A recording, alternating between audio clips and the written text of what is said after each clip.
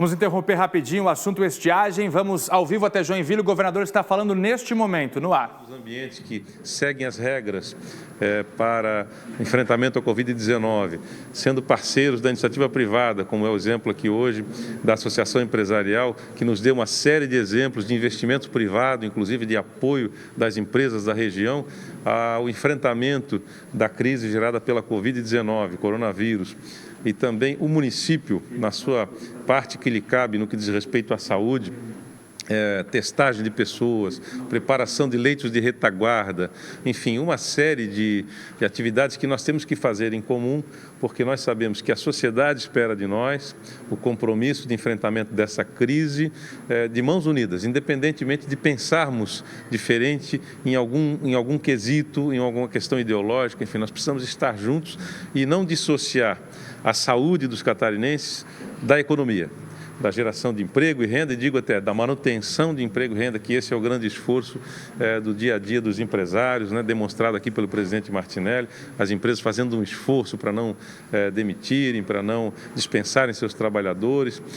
Não é vontade do governo, ações de isolamento, é necessidade pública para o enfrentamento dessa crise. Também alinhamos aqui algumas ações importantes no que diz respeito ao compartilhamento das decisões do poder público estadual com os empresários. Anunciei que no dia de ontem fizemos uma reunião com a criação de um conselho de governo, de Estado, que envolve poderes, que envolve representantes dos segmentos ali representados, da indústria, do comércio, enfim, de toda a diversidade que há na produção catarinense, para que essas pessoas possam estar dentro do governo também, com o seu olhar de fora, dizendo o que pode ser melhorado, o que pode ser corrigido, e dividir a responsabilidade, agora a partir de segunda-feira, com os municípios na gestão regionalizada do enfrentamento à Covid-19. O Estado entrega uma ferramenta aos municípios, aos 295 secretários municipais de saúde e seus prefeitos, para, como autoridades sanitárias locais, poderem gerenciar essa pasta baseado na ciência, baseado em dados, abrindo a base de dados do governo, mostrando agora a ferramenta, legitimando ela, para que a gente possa ter ações desiguais em situações desiguais em cada região do Estado. Esse foi um grande avanço. Também na noite de ontem, perto da meia-noite, assinei uma medida provisória que atende aos servidores da saúde de Santa Catarina, especialmente em remunerações que eles haviam perdido, até mesmo fruto da pandemia. Eles eram remunerados por produtividade, e essa produtividade obviamente caiu quando decretamos aí a suspensão das cirurgias eletivas, dos procedimentos ambulatoriais em todo o estado de Santa Catarina, e houve um impacto salarial nessas categorias. Então a gente está ajustando isso com medida provisória. Ontem alinhei com o presidente Júlio Garcia, presidente da Assembleia Legislativa, conversando com ele a respeito dessa medida provisória, da importância de ser por essa via, uma vez que há necessidade, há urgência para atender esses servidores que estão à frente do combate, estão expondo as suas vidas, a sua saúde no enfrentamento à Covid-19, e são servidores que precisam ser apoiados agora no momento em que as outras atividades ambulatoriais foram suspensas e eles têm um choque, então, remuneratório. São ações do governo para que a gente possa estar alinhando com a comunidade e a região, avançando. Nós fizemos um isolamento no dia certo, no momento certo, um ato de coragem do governo, e, ao mesmo tempo, nós queremos terminar isso muito bem, conciliando a retomada econômica, dividindo a responsabilidade com tomadas de decisão daqui para frente, com todos os entes, com todos os atores, legitimando esse processo, então, de tratar os desiguais desigualmente. Fico à disposição dos senhores para perguntas. Governador, bom dia. Kleber, da NSC-TV. Uma das reivindicações dos prefeitos é com relação à volta do transporte público. O governo já tem uma data para a volta desse serviço, e se isso vai acontecer mesmo com o aumento do número de casos e de mortes registrados em Santa Catarina? Perfeito.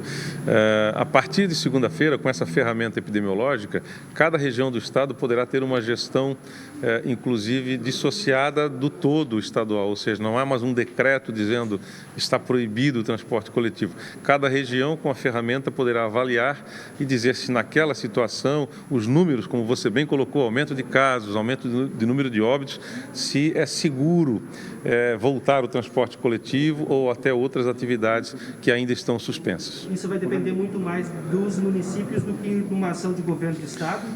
É uma ação conjunta porque a ferramenta ela está baseada em dados que estão disponibilizados pelo governo do estado, também perpassa uma ferramenta em parceria com o Ministério Público de Santa Catarina, que tem sido um grande parceiro do governo do estado nesse enfrentamento à Covid-19, e esses dados é que vão dar consistência para a tomada de decisão regionalizada ou até mesmo local em cada município. Isso vai ficando claro na medida em que durante esta semana, desde o dia 25, segunda-feira, os secretários e seus auxiliares estão sendo treinados, estão tendo contato e conhecimento com esta ferramenta e que a partir de segunda-feira, então, ela começa a ser utilizada. Mesma situação com relação ao retorno das aulas? Da mesma forma, hoje em Santa Catarina, nós só temos 3 atividades que estão suspensas. O retorno, a questão do transporte, as aulas presenciais e também as reuniões de público, eventos, festas. São essas 3 atividades que estão suspensas. Todas essas atividades são contempladas na ferramenta. Governadora Ana Paula, nós estamos ao vivo no NBD. Eu queria saber do senhor se vai ter alguns novos leitos exclusivos de UTI para o Covid-19 para a regional aqui em Joinville. Sim, nós estamos agora entregando a partir de hoje mais 10 leitos, recebemos mais 10 respiradores, recebemos a informação que esse número chega a 20, de uma iniciativa local aqui também de Joinville, então nós já temos aí 20 leitos. Nós não vamos falar em número de leitos, nós queremos falar em número de leitos por 10 mil habitantes. Essa é a conta que o governo faz e nós temos uma meta. A nossa meta é que esse número seja próximo de 3.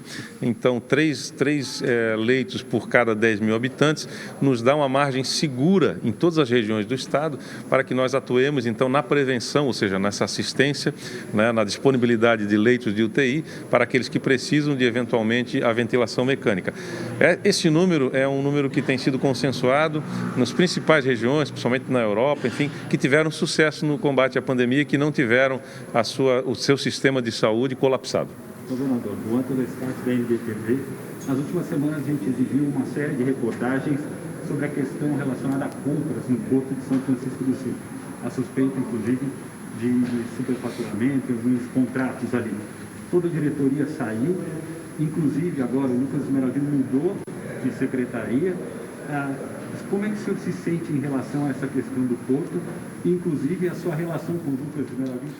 Aí está a entrevista coletiva ao vivo, SBT Meio-Dia em Joinville, acompanhando as falas do governador Carlos Moisés, que neste momento visitou a SIGE, a Associação Comercial de Joinville, também participou hoje cedo com uma reunião com o prefeito de Joinville, Udo Deller, e este também vai ser o assunto do comentário de Cláudio Prisco Paraíso, os apoios. Vamos conferir o que o governador fala neste momento, vamos ver se neste momento ele continua a entrevista coletiva, algo ainda a ser dito pelo governador do estado, que falou com relação à liberação dos ônibus, também a chegada de novos respiradores que já foram comprados pelo governo catarinense, já estão sendo distribuídos. O governador também falou da agenda que teve com lideranças políticas em Santa Catarina, desde esta segunda-feira, na terça-feira, novas reuniões, e o governador também confirmou uma medida provisória que vai reforçar os salários dos servidores da saúde. Estes servidores estavam sofrendo com alguns descontos, já que são